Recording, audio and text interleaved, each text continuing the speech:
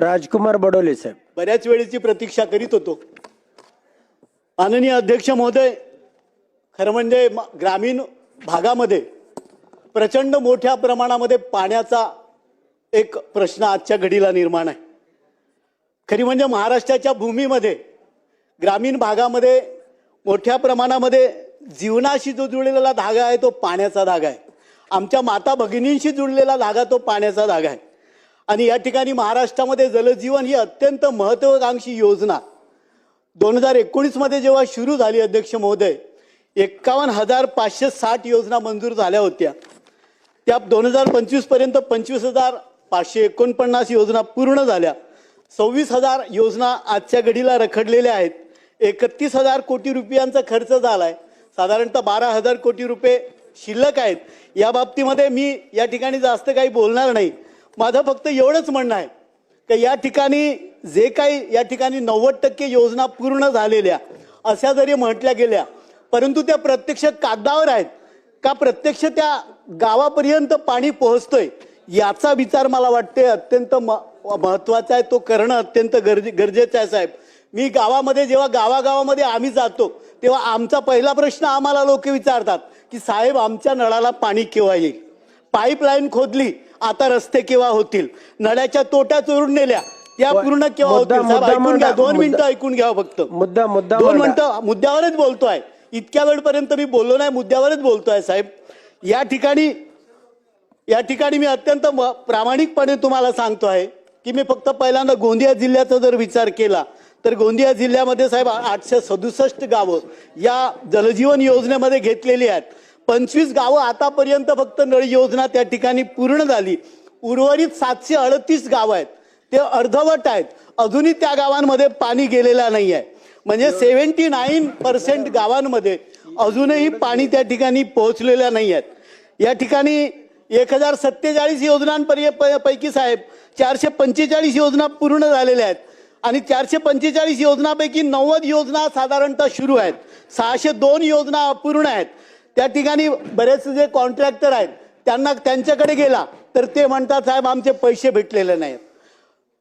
ज्या ठिकाणी मी त्या ठिकाणी बघितलं आहे की पूर्ण जिल्ह्यामध्ये 3 किंवा 4 एजन्सी आहेत त्यांना फक्त विद्युत कनेक्शनचा कॉन्ट्रॅक्ट दिलेला आहे. त्या 3-4 एजन्सींपैकी 3 ठेकेदारांनी काम केलेलं आहे, फक्त 10% कामं केलेली आहेत. उर्वरित सगळ्या योजना आजच्या घडीला पेंडिंग आहेत. वारंवार आम्ही मुख्य कार्यकारी अभियंत्याला, जिल्हा परिषद अध्यक्षाला या बाबतीत विचारतो. आम्ही विचारतो एवढ्या योजना तुम्ही का घेतल्या. जेव्हा जलजीवन योजना सुरू झाली ते म्हणतात सरकारनं म्हटलं. आम्ही विचारतो स्रोत तपासलं का, ते सांगतात स्रोत तपासल्या गेलं नाही. बऱ्याच ठिकाणी पाईपलाईन खोदून गेल्या. त्याच्यामुळे आता पुढे प्रश्न येतो, ठेकेदाराला विचारला म्हणते पैसेच भेटले नाही, पुढे काय करायचं. माननीय मंत्री महोदय या ठिकाणी बसलेले आहेत. या ठिकाणी जो आता निधी लागतोय हा निधी किती दिवसात दिला गेला पाहिजे आणि या योजना किती दिवसामध्ये पूर्ण केल्या पाहिजे या संदर्भामध्ये व्यवस्थित आराखडा झाला पाहिजे. गोंदिया जिल्ह्याच्या बाबतीत जर बोलायचं झालं माननीय अध्यक्ष महोदय तर या ठिकाणी मी एवढंच सांगेल की त्या जिल्ह्यात श्वेतपत्रिका तयार झाली पाहिजे. कारण जिल्हा परिषदेच्या अध्यक्षाला भूमिपूजनाला बोलवल्या गेलं नाही, जिल्हा परिषद सदस्याला भूमिपूजनाला बोलवल्या गेलं नाही. एक कॉन्ट्रॅक्टर आला, त्यांनी ग्रामपंचायतकडून एक त्या ठिकाणी ठराव नेला आणि त्या ठिकाणी त्यांनी सुरू केला, कुणालाच माहित नाही. अशा पद्धतीचं जर नियोजन झालं असेल तर फार दुर्दैवी आहे. माझ्या विधानसभेचा जर विचार केला तर 150 योजना आहेत. 150 योजनेपैकी फक्त 25 योजना पूर्ण झाल्या आहेत. मगाशीच त्या जेईला विचारलं, कार्यकारी अभियंत्याला विचारलं केव्हा सुरू होतील, पत्ताच नाही आहे साहेब. अशा पद्धतीचं जर असेल तर हे जलजीवन महत्त्वाकांक्षी योजना, कारण मागच्या कालखंडामध्ये जलस्वराज्याचं ज्या पद्धतीनं या ठिकाणी बट्ट्याबोळ झाला तशा पद्धतीनं या योजनेचा बट्ट्याबोळ होता कामा नये एवढीच विनंती या निमित्तानं मी या ठिकाणी आपल्याला करतो. आणि नगर विकास विभागाच्या बाबतीत बोलताना मी फक्त म्हणेल सर, या ठिकाणी मंत्री महोदय बसलेले आहेत. मी मध्यंतरी विचारलं SLTC कडे माझ्या 2 नगरपंचायतच्या ग्रामीण पाणी पुरवठ्याच्या योजना गेलेल्या आहेत, त्यांना विचारलं तर ते म्हणतात बैठकच होत नाही. आता बैठक केव्हा होईल तर माहित नाही. अत्यंत महत्त्वाचं साहेब, त्या दोन्ही ठिकाणी अर्जुनी मोरगाव आणि सडक अर्जुनी पाण्याचा पत्ता नाही असा अत्यंत.